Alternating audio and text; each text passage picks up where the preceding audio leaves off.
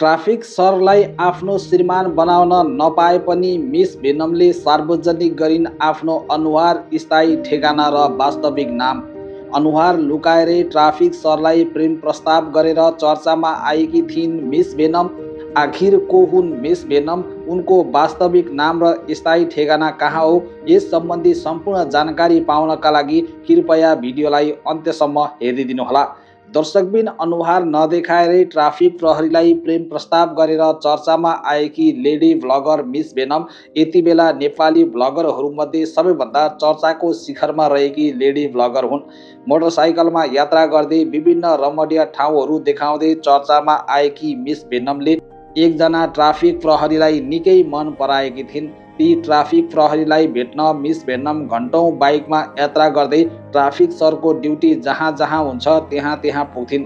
तर जब ती ट्राफिक सरको घरमा श्रीमती रहेको थाहा पाइन्, त्यसपछि भने मिस भेनमले आफ्नो अनुहार मात्र सार्वजनिक गरिनन्, आफ्नो स्थायी ठेगाना र नाम पनि सार्वजनिक गरिन्।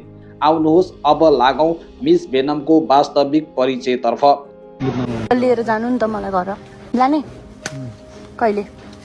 दसैँमा साँच्ची हो? पक्का हो?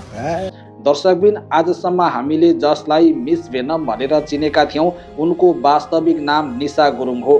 गोर्खा जिल्लाको पालुङटा नगरपालिका ठाँटीपोखरी स्थायी घर भएकी मिस भेनम अर्थात् निशा गुरुङ पछिल्लो समय काठमाडौँ बस्दै आएकी छन्।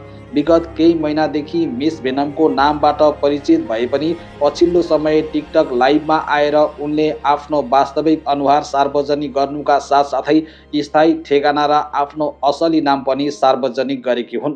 धेरै व्यक्तिहरूले मिस भेनमले अनुहार लुकाएर भिडियो बनाउँदा मिस भेनम कस्ती होलिन्, कहाँकी होलिन् भन्ने जिज्ञासा राखेका थिए। जब उनले आफ्नो वास्तविक अनुहार सार्वजनिक गरिन् तब मिस भेनमको रूप देखेर केटा फ्यानहरूको सङ्ख्या वात्तै बढेको छ। त्यसैमाथि मिठो बोली, मधुर आवाज, सहयोगी मनकी धनी मिस भेनम अर्थात् निशा गुरुङ थप चर्चामा आएकी छन्। के तपाईँ अझै पनि मिस भेनम र ट्राफिक सरको मिलन होस् भन्ने चाहनुहुन्छ? यदि चाहनुहुन्छ भने आफ्नो भनाइ तल कमेन्ट बक्समा लेखिदिनुहोला।